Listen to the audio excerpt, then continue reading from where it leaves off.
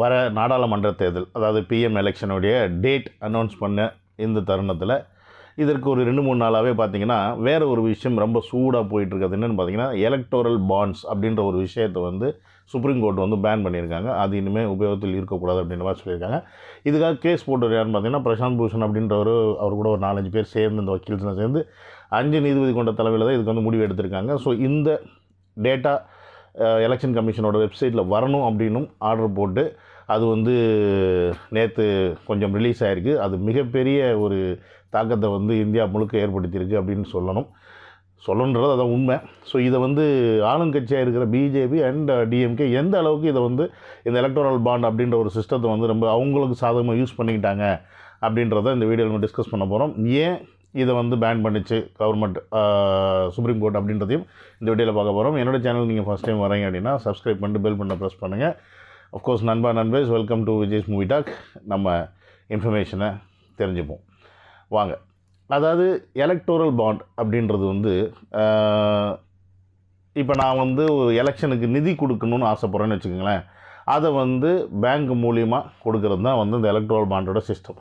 அதுக்கு வர்றதுக்கு முன்னாடி இந்த தேர்தல் நிதி அப்படின்னா என்னென்னு முதல்ல தெரிஞ்சுப்போம். ஒவ்வொரு எலெக்ஷன்லையுமே தேர்தல் நிதி வந்து கலெக்ட் பண்ணுவாங்க. ஸோ அது வந்து பெரிய பெரிய பிஸ்னஸ் பீப்புளோ இல்லை பெரிய பெரிய ஒர்க் பண்ணுறவங்க, இந்த மாதிரி விஷயங்கள் செஞ்சிட்ருக்கவங்க வந்து தன்னுடைய கட்சி வளர்கிறதுக்காக, தன்னுடைய கட்சி தேர்தலில் ஜெயிக்கணுன்றதுக்காக அவங்களுக்கு செலவுலாம் இருக்குங்களா, அந்த செலவுக்காக நிதி கொடுக்குறது.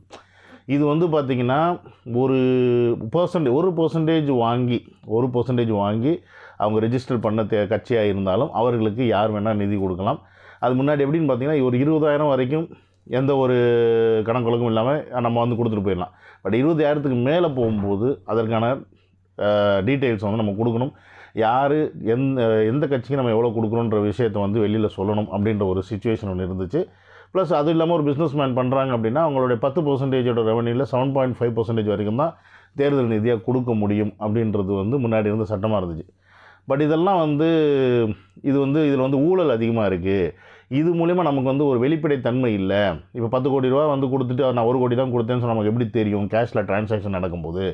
அதனால இதை வந்து நம்ம பேங்க் மூலிமா டிரான்சாக்ஷன் டிஜிட்டல் கரன்சி மூலிமா பண்ணோம்னா நமக்கு வந்து இந்த ஊழலில் வந்து கண்டுபிடிச்சிட முடியும். ஸோ இதை வந்து பெரிய அளவில் டிரான்சாக்ஷன் பண்ணாமல் தடுத்துட முடியும்னு ஒரு மாயையை க்ரியேட் பண்ணி 2016-17 இந்த சிஸ்டத்தை வந்து டிஜிட்டல் மூலிமா கொண்டு வந்தது யாருன்னு பார்த்திங்கன்னா நம்ம பிஜேபி அரசாங்கம். ஓகேங்களா, நம்ம மோடி அவர்கள் தலைமையில் இருக்கிற இந்த அரசாங்கம்.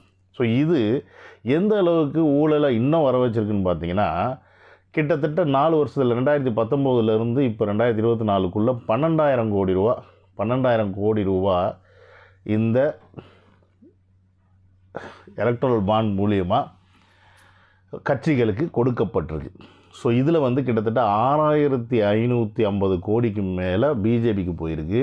கிட்டத்தட்ட 700-800 கோடி ரூபா டிஎம்கேக்கு வந்திருக்கு. மீதி வந்து ஒரு 1000 கோடி வந்து காங்கிரஸுக்கும், 1000 கோடி வந்து திரிணாமுல் காங்கிரஸுக்கும் இப்படி போயிருக்குன்னு வச்சுக்கோங்க. பட் இவ்வளோ 12,000 கோடியில் மெஜாரிட்டி 45%க்கு மேலே கேரி பண்ணியிருக்கிறது வந்து பார்த்திங்கன்னா பிஜேபி. ஸோ இந்த எலக்டோரல் பாண்ட் சிஸ்டம் எப்படி ஒர்க் ஆகுது, இது எப்படி பண்ணுறாங்க அப்படின்னு கேட்டிங்கன்னா, இது வந்து நம்ம நினச்ச மாதிரி எல்லாம் பண்ணிட முடியுமான்னு கேட்டால் அப்படிலாம் கிடையாது. இது பேங்க் மூலிமா, ஆனால் எஸ்பிஐ பேங்க் மூலமாக மட்டும்தான் நடக்குது. State Bank of India. ஓகேங்களா, வேறு எந்த பேங்க்லையும் நீங்கள் இதை பண்ண முடியாது. இதற்கான டிரான்சாக்ஷன் பத்திரம் கிடையாது. ஓகேங்களா. ஸோ அப்போ நீங்கள் எஸ்பிஐ பேங்க்கில் போயிட்டு, இப்போ நான் வந்து ஒரு வேலைக்காரன், இல்லை நான் வந்து ஒரு பிஸ்னஸ் பண்ணுறேன். ஓகேங்களா, நான் என்ன பண்ணுறேன்னா, நான் வந்து இப்போ ஒரு டிஎம்கே கட்சிக்கோ இல்லை ஏடிஎம்கே கட்சிக்கோ ஒரு 10 கோடி ரூபா காசு கொடுக்கணும்னு ஆசைப்பட்றேன். அதை நான் கேஷாக கொடுக்காம நான் என்ன பண்ணுவேன் அப்படின்னா, நேராக எஸ்பிஐ பேங்க்கில் போயிட்டு எனக்கு வந்து எலக்ட்ரல் பாண்ட் கொடுங்க ஒரு 10 crores அப்படின்னு சொல்லி என்னுடைய டாக்குமெண்டேஷன்ஸ்லாம் இருக்கும்ல, கேஒய்சி, ஆதார் கார்டு, அது இதெல்லாம் கொடுத்துட்டு அந்த பத்திரத்தை வாங்கிக்கிறது. ஓகேங்களா, அதை வாங்கிட்டு எலெக்ஷன் கமிஷனில் போயிட்டு இந்த பத்திரத்தை கொடுக்கணும். அவங்க பார்த்திங்கன்னா அந்தந்த பார்ட்டிக்கு தேவையான ஒரு அக்கௌண்ட்ஸ் இருக்கும், அதை வச்சுருப்பாங்க. ஸோ அதில் கொண்டு போயிட்டு நம்ம இந்த பணத்தை போட்டுட்டோன்னு வச்சுக்கோங்களேன், எந்த பார்ட்டி நம்ம போடுறோமோ அந்த பார்ட்டி வந்து அந்த பணத்தை எடுத்துப்பாங்க. இதெல்லாம் வந்து ஒரு 15 daysக்குள்ளே தான் இது நடக்கணும். இந்த பத்திரம் நான் வாங்கினேன்னா ஒன்லி 15 days தான் அதுக்கு வேலிடிட்டி இருக்குது. அதுக்குள்ளே வந்து நான் அதை சப்மிட் பண்ணி அவங்க அந்த கேஷை வந்து விட்ரா பண்ணிக்கலாம். இப்படி தான் கணக்கு. இது வந்து பார்த்திங்கன்னா வருஷத்தில் 4 ட்ரிப்பு மட்டும்தான் எஸ்பிஐ பேங்க்லேருந்து கொடுக்குறாங்க. அதுவும் ஜனவரி மாதம், ஏப்ரல் மாதம், அப்புறம் ஜூலை மாதம், அக்டோபர் மாதம். அந்த 4 மாதத்துலேயும் பார்த்திங்கன்னா 10 நாள் ஓகேங்களா. எலெக்ஷன் டயத்தில் மட்டும் 30 நாள் கொடுக்குற மாதிரி சிஸ்டம் வச்சுருந்தாங்க. ஸோ அப்போ இந்த சிஸ்டத்துலேருந்து வாங்கி இதில் கொடுக்குறோம். இதில் என்னென்னு பார்த்தீங்கன்னா, யார் யாருக்கு கொடுக்குறாங்க அப்படின்றது இன்னொருத்தவங்களுக்கு தெரியாது அப்படின்றது தான் இங்கே வந்து உண்மை. பட் ஆள்ற கட்சிக்கு தெரியும். ஏன்னா அவங்க தான் வந்து கண்ட்ரோல் பண்ணுறாங்க. எஸ்பிஐ வந்து அரசாங்கம் யார் ஆண்டுகிட்டு இருக்காங்களோ அவங்கள்ட்ட தான் இருக்குது. அப்போ நான் வந்து பர்சனலாக போய் கேஷ் கொடுக்குறேன்னா நான் யார்கிட்ட வேணால் எப்படி வேணால் கொடுத்துருவேன். யாருக்கு நான் எவ்வளோ கொடுக்குறேன்னு தெரியாது. ஆனால் இதில் பேங்க் மூலிமா போகும்போது எனக்கு இப்போ அவங்களுக்கு கொடுக்கவே இன்ட்ரெஸ்ட் இல்லைனாலும் மிகப்பெரிய அமௌண்ட்டை நான் வேறு ஒரு கட்சிக்கு எதிர்கட்சிக்கு கொடுக்குறேன் அப்படின்னா எனக்கான இருக்க பிரச்சனைன்றது அது வேறு லெவலில் ஆளும் அரசாங்கத்திலேருந்து கொடுக்கப்படும். ஸோ இதை தான் ஒரு 5 பாயிண்ட்டாக வந்து இவங்க மென்ஷன் பண்ணி சுப்ரீம் கோர்ட்டில் மென்ஷன் பண்ணி இதுக்கு வந்து பேன் வாங்கினாங்க. அதாவது இது என்னென்னு பார்த்தீங்கன்னா violates right to information. So இந்த விஷயம் மூலிமா ஒரு சிட்டிசன்ஷிப், அதாவது நம்ம ஒரு குடிமகனாக இருக்கோம், நமக்கு வந்து எந்த நபர் எந்த கட்சிக்கு எவ்வளோ கோடி கொடுத்துருக்காங்கன்ற இன்ஃபர்மேஷன் நமக்கு கிடைக்காது. இந்த ரைட் டு இன்ஃபர்மேஷன் சொல்லிட்டு ஒரு ஆக்ட் இருக்குது பாருங்கள், அது மூலிமா அப்ளை பண்ணால் கூட நமக்கு தெரிய வராது. ஸோ தெரிய வராதும்போது ஒரு பிஸ்னஸ் மேனு ஒரு அரசியல்வாதிக்கு இவ்வளோ பணம் கொடுத்தா அவன் எப்படி மக்களுக்கு நல்லது செய்வான்? அந்த பிஸ்னஸ் மேனுக்கு என்ன தேவையோ அதை தானே அவன் செஞ்சு கொடுப்பான். ஸோ இதில் எவன் யாருக்கு கொடுத்தான்னு ஆள்றவனுக்கு மட்டும்தான் தெரியும், ஆனால் ஆளாதவனுக்கு தெரியாது. ஸோ இது மாதிரி ஒரு சிக்கல் ஒன்று இருக்குது. ரெண்டாவது பார்த்திங்கன்னா பேக்டோர் லாபி அப்படின்ற ஒரு ஆப்ஷன். ஓகேங்களா. எனேபிள்ஸ் பேக்டோர் லாரி அப்படின்ற லாபின்ற ஒரு ஆப்ஷன். இது என்னென்னு கேட்டிங்கன்னு வச்சுக்கிங்களேன், எல்லா பொலிட்டிக்கல் பார்ட்டிஸும் ஏதோ ஒரு நிதியை வந்து எதிர்பார்த்து தான் உட்காந்துருப்பாங்க. உதாரணத்துக்கு இப்போ பார்த்திங்கன்னா வேதாந்தா குரூப் இருக்கான்னு வச்சுக்கோங்க. அவங்க வந்து மைன்ஸ் தான் அவங்களோட மெயின் பிஸ்னஸ். அதோடைய அந்த குவாரியோட லைசன்ஸ் எடுக்கணும், அந்த குவாரியோடைய கான்ட்ராக்டை ரினியூ பண்ணணும் அப்படின்னா அதற்கு நிறையா பணங்கள் கொடுக்க வேண்டியிருக்கும். அது நேரடியாக டிரான்சாக்ஷன் பண்ண முடியாது. பட் என்ன பண்ணலாம், இது மூலயமா இன்றைக்கி ஆண்டுகிட்டு இருக்க கட்சிக்கு அவங்க எத்தனை கோடி வேணாலும் வாங்கி டிரான்சாக்ஷன் பண்ணிக்கலாம்.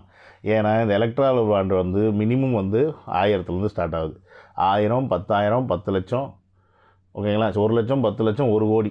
1 கோடின்றது மேக்ஸிமம் பாண்டு. அது 1 கோடிலேருந்து நீங்கள் 100 கோடி, 200 கோடி, 500 கோடி கூட வாங்கிக்கலாம். அது பிரச்சனையே கிடையாது.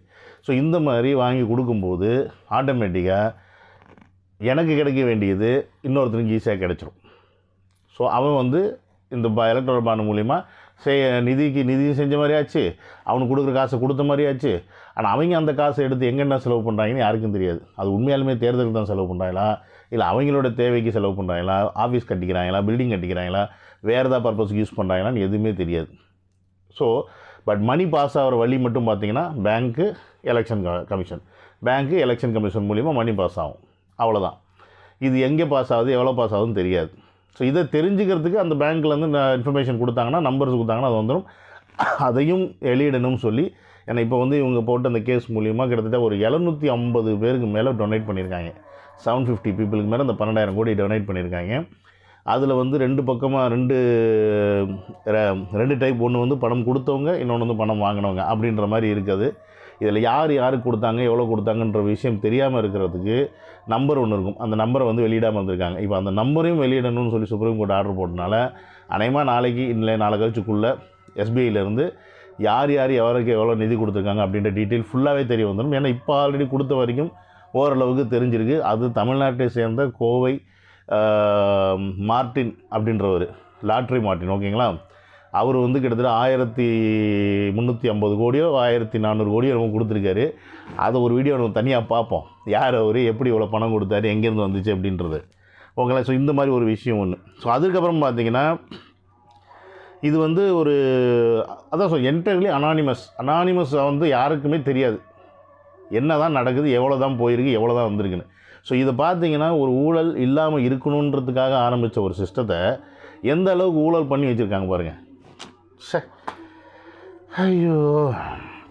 ஸோ இது வந்து ப்ரிவென்ஷன் ஆஃப் கரப்ஷன் அப்படின்ற ஒரு லாக்கு அகென்ஸ்டாகவும் இருக்குது, ஓகேங்களா. ஸோ இந்த எலக்டோரல் பாண்ட், அந்த தேர்தல் பத்திரம் அப்படின்ற இந்த தேர்தல் பத்திரம் முறையை அதனால் என்ன பண்ணிட்டாங்க சுப்ரீம் கோர்ட்லேருந்து, சாரி இனிமேல் இது வந்து இது மூலிமா பணம் டிரான்சாக்ஷன் ஆகக்கூடாது அப்படின்றத வந்து ஸ்டாப் பண்ணிட்டாங்க. இந்த இதை வந்து அமித்ஷா வந்து வருத்தமாக சொல்லியிருக்காரு. என்ன சொல்லியிருக்காருன்னா, இதை மொத்தமாக ஸ்டாப் பண்ணாமல் இதில் கொஞ்சம் மாடலைஸ் பண்ணியிருக்கலாம், இதை அப்படி பண்ணியிருக்கலாம், இப்படி பண்ணிக்கலாம். எப்படி என்ன பண்ணியிருந்தா காசு இருக்கு தானே பார்ப்பீங்க. ஸோ இதில் இப்போ நீங்கள் நல்லா நோட் பண்ணி பாருங்கள், கிட்டத்தட்ட 12,000 கோடியில் 45 ஒரு 7,000 கோடி கிட்ட இப்போ ஆளும் கட்சிக்கு தான் போயிருக்கு. அப்படின்னா அந்த பணம்லாம் அவங்க என்ன பண்ணுவாங்க, அந்த பணத்தை அந்த ஸ்பான்சர், அதாவது இவங்களும் அந்த ஸ்பான்சர் மாதிரி, புரியுதுங்களா? இவங்களால தான், இவங்க கொடுக்குற நிதியில் தான் கட்சி நடக்குது, பார்ட்டிஸ் நடந்துட்டு அதை வச்சு தான் தேர்தல் ஃபேஸ் பண்ணுறாங்க, அதை வச்சு தான் வின் பண்ணுறாங்க. அப்போ இதெல்லாம் வின் பண்ணதுக்கப்புறம் இந்த 7,000 கோடி அவனுக்கு ரிட்டர்ன் கொடுப்பாங்களா, இல்லை 7,000 கோடி நம்ம மக்களும் செய்வாங்களா? செய்ய மாட்டாங்க.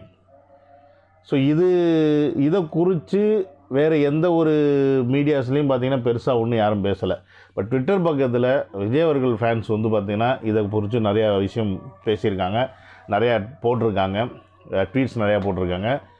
இது ஒருவேளை விஜய் அவர்கள் அஃபீஷியலாக கூட நாளைக்கு வந்து ட்வீட் கூட போடலாம். இது ஏன்னா இன்னும் டாக்குமெண்டேஷன்ஸ்லாம் வர வேண்டியது, ஏன்னா நான் சொன்ன மாதிரி நாளைக்கு வச்சு தான் இன்னும் சில டீட்டெயில்ஸ்லாம் வர வேண்டியிருக்கு. இதெல்லாம் மொத்தமாக வந்ததுக்கப்புறமா மேபி ட்வீட் போடலாம், போடாமல் இருக்கலாம் விஜய் அவர்கள் அஃபீஷியல் பேஜில். பட் விஜய் ரசிகர்கள் இதை வந்து கண்டிச்சிருக்காங்க. இது வந்து வன்மையாக பேசியிருக்காங்க ட்வீட்டில். இந்த அளவுக்கு ஊழல் பண்ணால் எப்படி நீங்கள் வந்து நாட்டு மக்களுக்கு நல்லது செய்வீங்க, கார்ப்பரேட் பீப்புள்லேருந்து காசு வாங்குற நீங்கள் எப்படி மக்களை காப்பாற்றுவீங்க அப்படின்ற மாதிரி கேள்வியெல்லாம் எழுப்பியிருக்காங்க. மற்றவங்கெல்லாம் எப்பவும் போல் அவங்க ஆளுங்களுக்கு முட்டு கொடுக்குற மாதிரி கொடுத்துக்கிட்டே தான் இருக்கிறாங்க. எனியோ நம்ம பணம் எங்கெங்கேயோ எப்படி எப்படியோ போகுது, எவனோ அடிச்சிடான், எவனோ வயிற்றில் போட்டு நம்ம வயிற்றில் அடிச்சுட்டு அவன் நல்லா இருக்கிறாங்க. ஆனால் இது இவ்வளவும் நமக்கு தெரிஞ்சாலும் நம்ம மக்கள் என்ன பண்ணுறாங்கன்னா திருப்பி முட்டாள்தனமாக அதே ஊழல் பண்ணுற அந்த கட்சிகளை தான் தலையில் தூக்கி வச்சு கொண்டாடுறாங்க. இந்த மாதிரி என்ன சொல்கிறது, இந்த மாதிரி ஒரு பரதேசிங்களாம் இருக்கிற வரைக்கும் ஒன்றுமே பண்ண முடியாது அப்படின்றது தான் நமக்கு தோணுது. இருந்தாலும் ஒரு சில நம்பிக்கையோட தளபதி போன்ற சிலர் முன்னெடுத்து வர ஸ்டெப்ஸில் நம்ம வரவேற்கிறோம். ஸோ நம்மளும் அந்த நல்ல நாட்களை நோக்கி எதிர்பார்த்துட்ருக்கோம். இன்னும் 2 வருஷம் இருக்குது. Let's see. ஓகே கைஸ், அநேகமாக இந்த எலக்ட்ரல் பாண்ட்ஸை பற்றின ஒரு புரிதல் உங்களுக்கு வந்துருக்கு நான் நம்புகிறேன். அடுத்த வீடியோவில் உங்களை மீட் பண்ணுறேன். See you. Signing off.